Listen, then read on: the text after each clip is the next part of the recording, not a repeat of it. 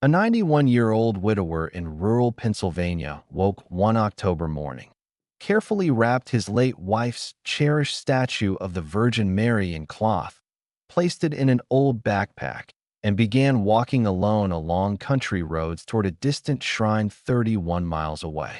Nobody understood why. A miracle of the Virgin Mary that began with a single step. Before we continue, share in the comments where you're watching from and what time it is there. Let's see how far the miracles of the Virgin Mary have reached. And if you haven't yet joined our family, subscribe now, because here, each day, we witness the tender love and mighty power of the Mother of God.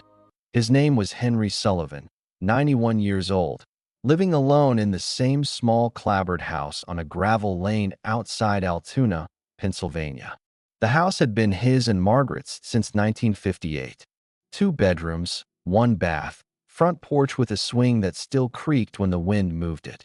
Henry woke every morning at 5 because his body refused to sleep longer. He rose slowly, joints stiff, made coffee in the same percolator Margaret had used, sat at the kitchen table, and drank it black. Routine kept him steady. He had worked 43 years at the steel mill in town, operating cranes, bending rebar, hands strong enough once to lift what machines could not. Now those hands shook when he lifted a cup. He never complained. Never had. Margaret died 6 years earlier. She had been the opposite of Henry. Loud laugh, open door, always inviting neighbors for supper without warning. She talked to everyone. Henry listened. She prayed the rosary every evening in the living room, eyes closed, beads moving through her fingers. Henry walked past quietly when she did. Never joined. Never spoke against it. On the living room shelf stood a statue of the Virgin Mary, 12 inches tall, painted plaster, wedding gift from Margaret's parents in 1958. Blue mantle, white dress, hands open in welcome. Margaret dusted it weekly. Henry continued after she was gone. Once a week.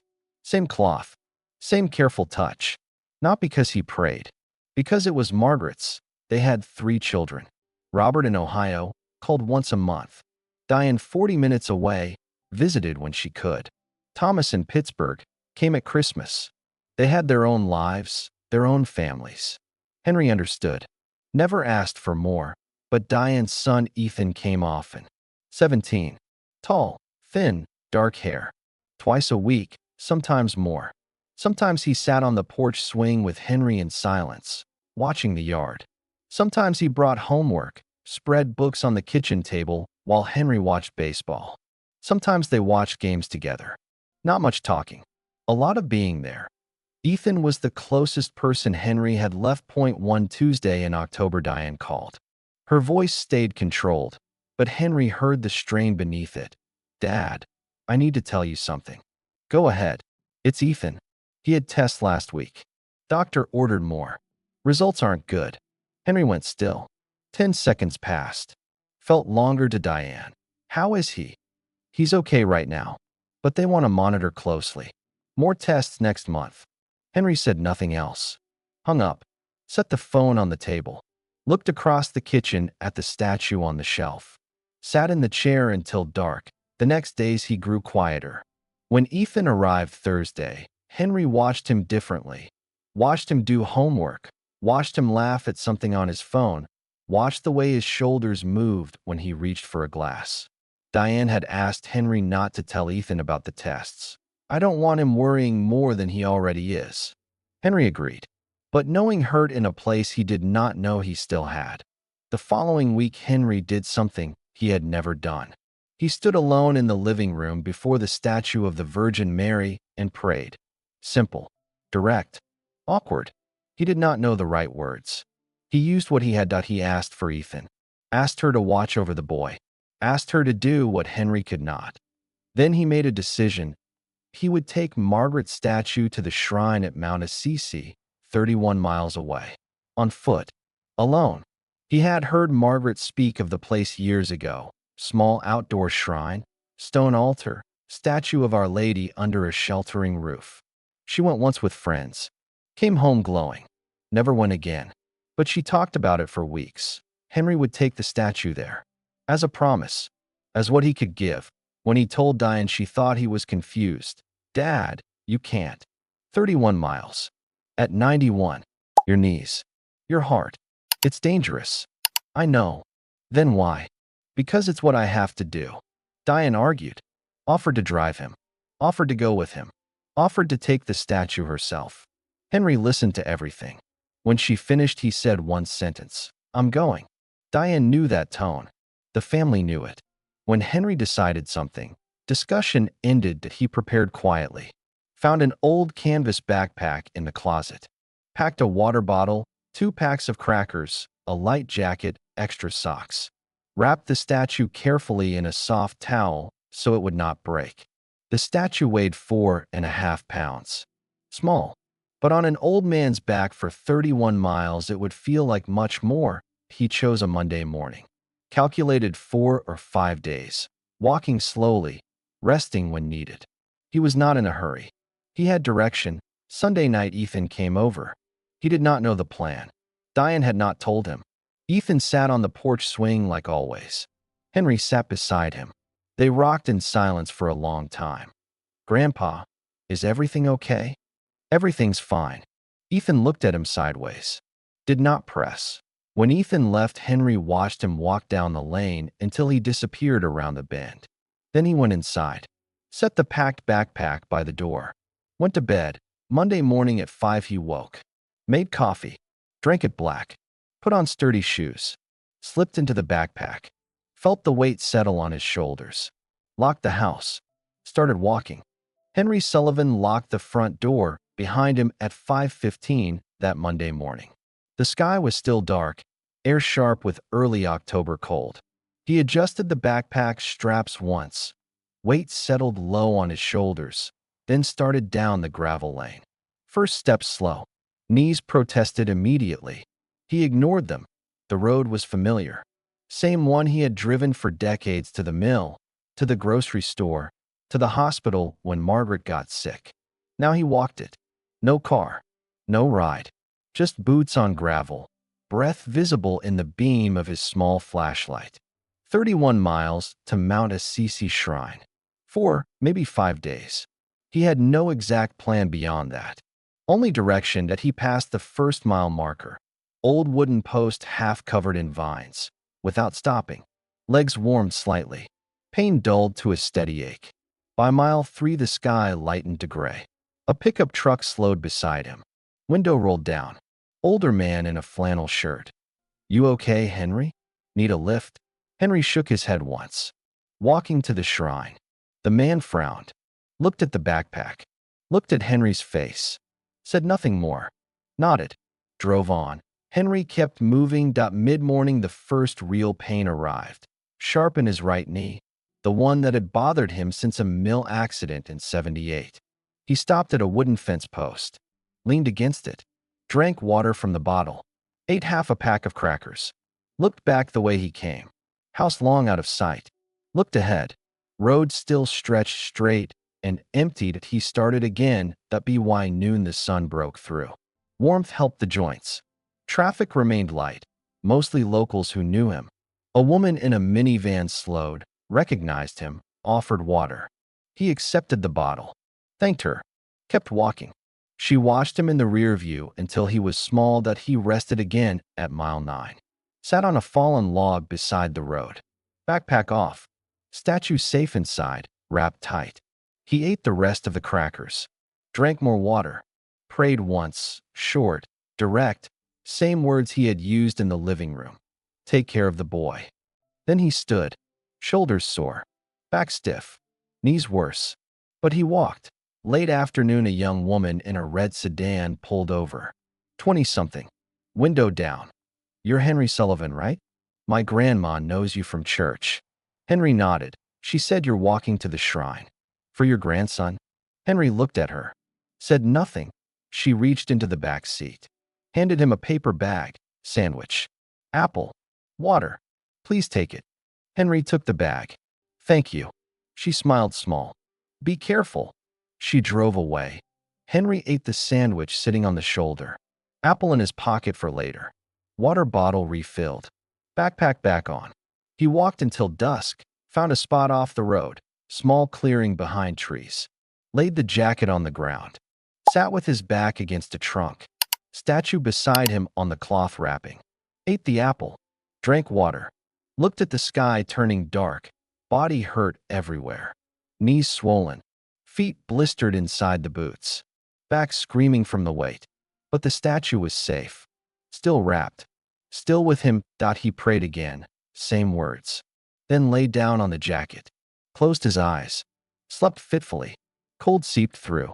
Dreams of Margaret, her laugh, her hand on his arm, her voice saying, "Calm down, Henry, not everything needs to be right now." He woke before dawn. Stiff, cold, stood slowly, winced, adjusted the pack, started walking again. Day 2. The road climbed gently. Rural Pennsylvania in October. Trees turning red and gold, fields harvested, air crisp. Cars passed less often. When they did, some slowed.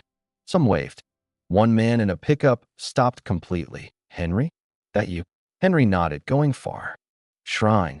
The man looked at the backpack, looked at Henry's face, looked at the road ahead. "Need anything?" Henry shook his head. The man reached into the cab, handed him a bottle of sports drink. "For the electrolytes." "Godspeed." Henry took it. "Thank you." The man drove on. Henry kept walking. Midday, he found a small roadside picnic table. Saturday. Drank the sports drink. Ate the second pack of crackers. Looked at his feet. Blisters worse. He wrapped them with strips torn from the towel. Tight. Not perfect. Enough. He stood. Walked. Afternoon brought light rain. Jacket on. Hood up. Rain pattered on the backpack. Statue inside stayed dry. Henry walked through it. Wet boots. Wet socks. Cold deeper now. Why evening the rain stopped. He found another clearing. Same routine. Jacket on the ground. Statue beside him. Prayed. Slept. Hurt worse this time. But he slept. Day 3 dawned colder. Henry woke aching everywhere. Knees locked at first. Took minutes to straighten. He stood. Stretched slowly. Put the pack on. Started walking. Pain sharpened with every step. Right knee worst. Left hip joining. Feet raw. But he walked at a middle-aged man in a work truck pulled over around noon. Window down. "You're the one walking to Mount Assisi." Henry nodded. The man looked at him a long moment. "Mind if I walk with you a bit?" Henry looked at him. Said nothing. The man parked. Got out. Fell in beside Henry. Walked in silence for a mile. Then spoke. "Name's Mark. My mom's sick. Cancer. Been rough." Henry listened. "I saw you walking yesterday. Something about it made me call her last night. First time in months." Henry kept walking. Mark walked another mile. Then stopped. "Thank you," he said. Henry nodded once. Mark got back in his truck. Drove away. Henry kept walking. Evening found him near a small creek. He rested there. Drank water. Ate nothing. Crackers gone. Hunger distant. Pain closer. He prayed again. Lay down. Slept. Day 4. He woke feverish. Body hot. Joints on fire. Knees swollen thick. Feet blistered open. He stood anyway. Put the pack on. Started walking. Road climbed steeper now. Each step cost more. Breath short. Vision blurred at the edges. But he walked out. A couple in a station wagon slowed beside him. Woman rolled down the window. "Sir? You need help?" Henry shook his head. "You're sure? We can drive you." Henry looked at her. Looked at the road ahead. "I'm sure." The woman hesitated. Then nodded. They drove on slowly, watching him in the mirror until he was small. Henry walked. Late afternoon, he reached the final stretch. Shrine visible in the distance. Stone altar, sheltering roof, statue of Our Lady under it. He stopped. Looked. Took a breath. Kept walking. Body screamed. Knees buckled twice. He caught himself on trees. Kept moving. Dusk fell as he reached the shrine grounds. Empty except for a single candle burning under the roof. He walked to the altar. Took off the backpack. Hands shaking badly. Unwrapped the statue slowly. Placed it in the center. Released it as if letting go of something precious. He stood there, looking at her. Silence all around. Then headlights. Car doors. Voices. Diane, Robert. Thomas. Ethan. They found him. Diane reached him first. Tears on her face. Arms around him. Robert and Thomas beside her. Ethan stood back a moment, eyes wide, then stepped forward, put his arms around his grandfather. Henry stood in the middle, family around him, statue behind him. 31 miles behind him, he said nothing he did not need to. Henry Sullivan walked into the third day colder and slower than the day before. The fever had settled in overnight, skin hot, joints burning, every breath a small effort. Knees swollen thick, feet raw inside the boots, blisters broken and weeping. The backpack straps cut into his shoulders like wire. 4.5 pounds of plaster and cloth felt like 40. He started anyway. The road climbed now, gentle at first, then steeper. Rural Pennsylvania in mid-October, trees blazing red and gold, fields harvested to stubble, air sharp with wood smoke from distant chimneys. Traffic thinned to almost nothing. When a vehicle passed, it slowed. Some drivers stared, some waved.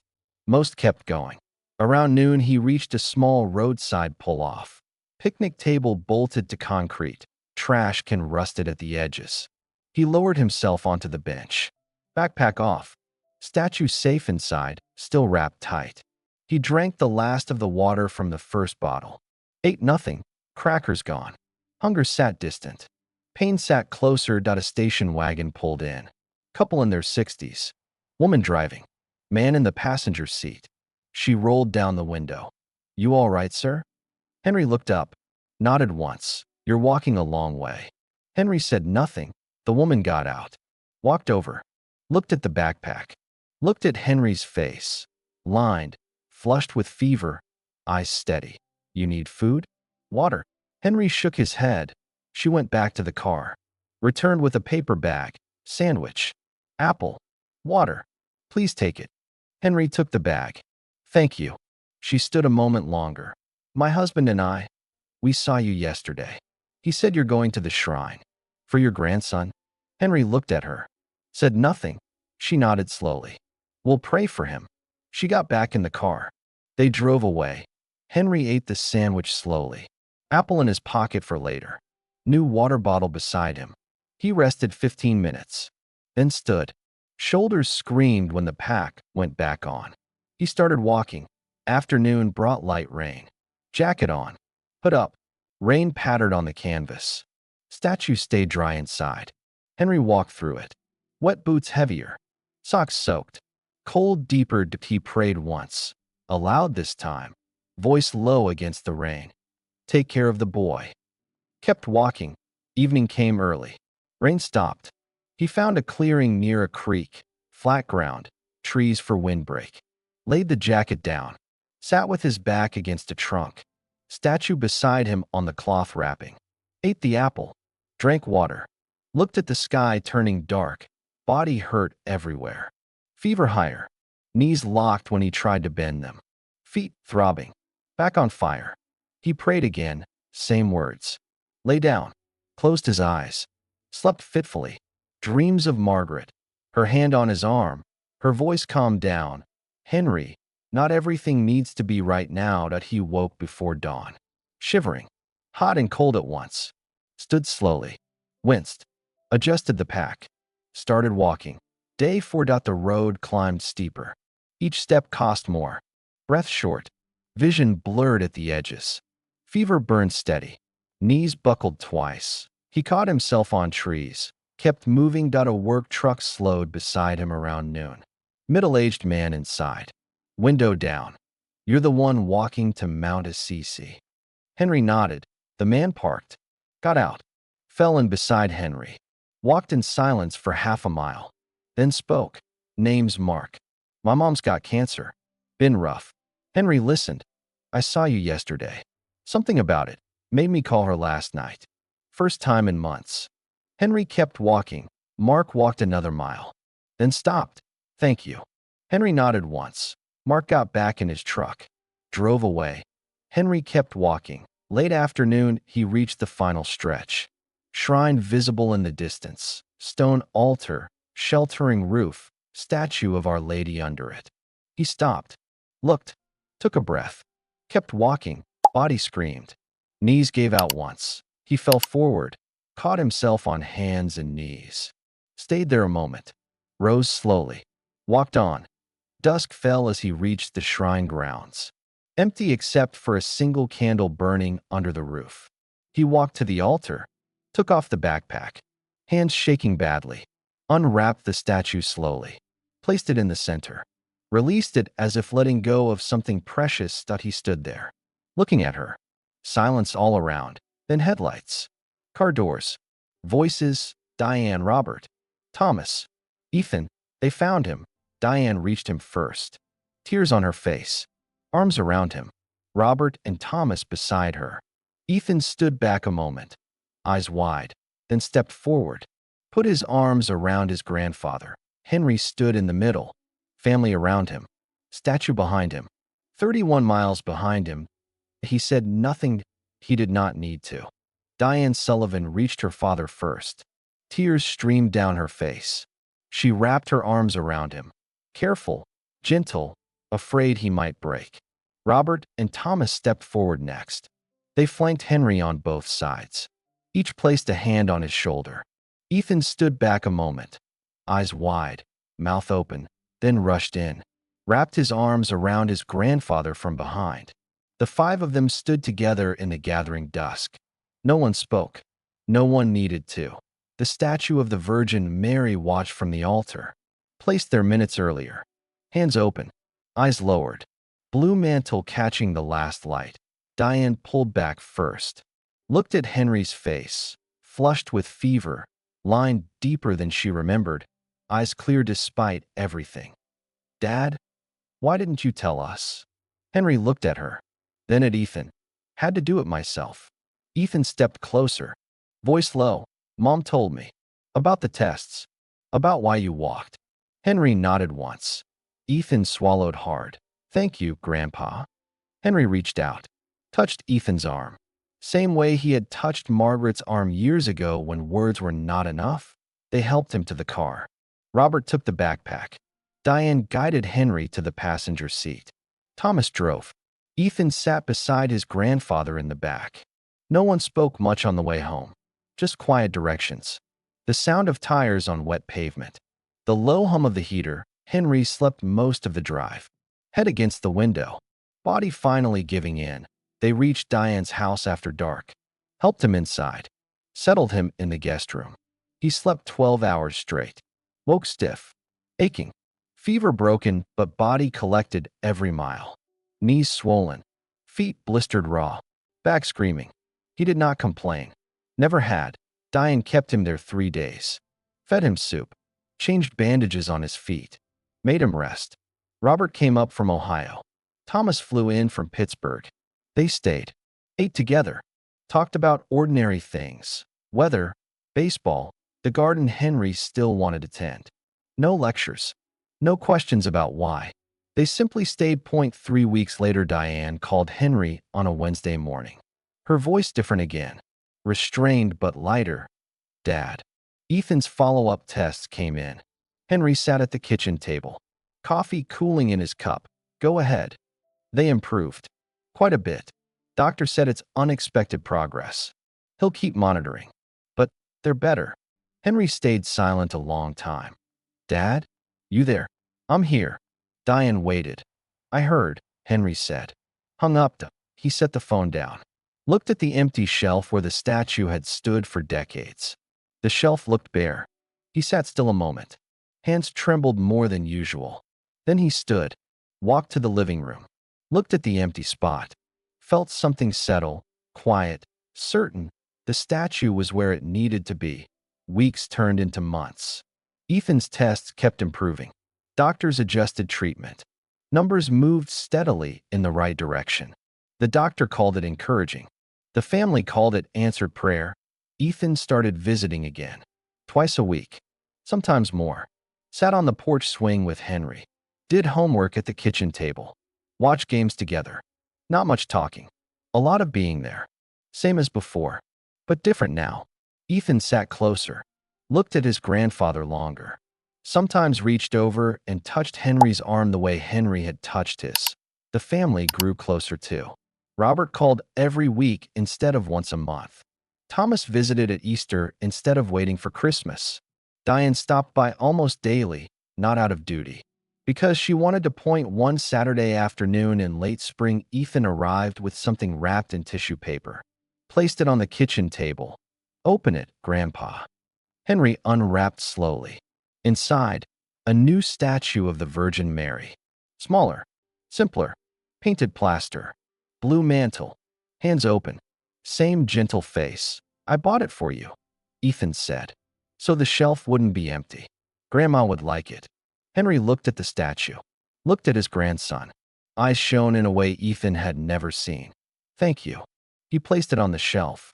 Same spot, same careful touch. Stepped back, looked at it a long moment. That night, before bed, Henry walked through the living room, stopped in front of the new statue. Did something Margaret would have smiled at. He prayed, quick, quiet, almost without noticing, then went to sleep. Sometimes we carry weight our whole lives thinking we have no strength left for anything more. Then comes a day when we discover the strength was there all along. It only needed a reason. Henry had a reason. Ethan, 31 miles. A statue on his back. The people who met him on the road carried something away too. The couple who gave the sandwich started attending Mass more regularly. Not because of Henry exactly, but because something stirred in them that day. The man named Mark called his mother again the next week. And the week after.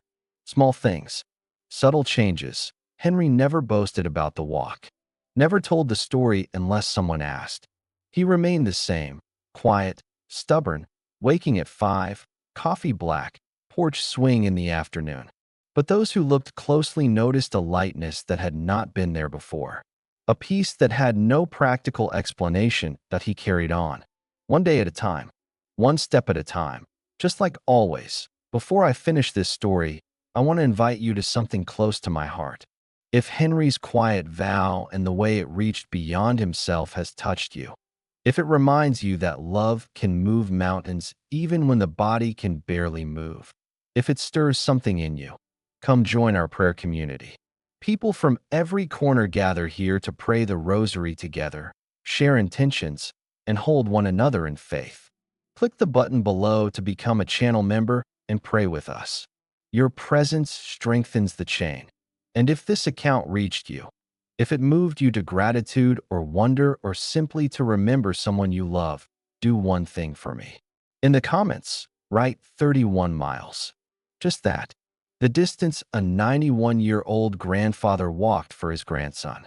Every time I see it, I'll know another heart believes these quiet miracles still happen. If you have witnessed or received a grace from Our Lady, something large or something small, share it below. Your story could be the hope someone else needs today. Pass this along to a friend who might need to remember that no distance is too far when love carries the load. May the Virgin Mary continue to watch over you, your family, and every step you take, whether you walk alone or with someone beside you. Amen.